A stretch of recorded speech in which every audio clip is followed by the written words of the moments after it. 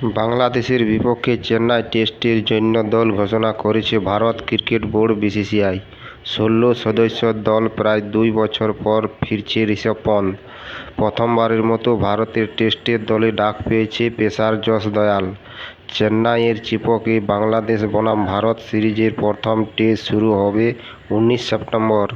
২ test সিরিজের পরের match ২৭ September কানপুরে।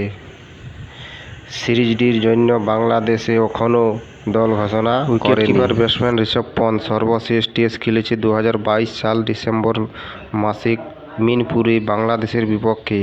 ঢাকা থেকে দেশে ফেরার কয়েকদিন পর সড়ক দুর্ঘটনায় মারাত্মক আহত হন এই বাঁহাতি স্বয়ংক্রিয় ক্রিকেট ফেরার নিয়োগ।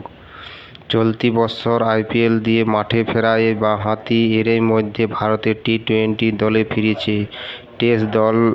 টেস্ট দলে ফেরার তাই প্রত্যাশিতই ছিল।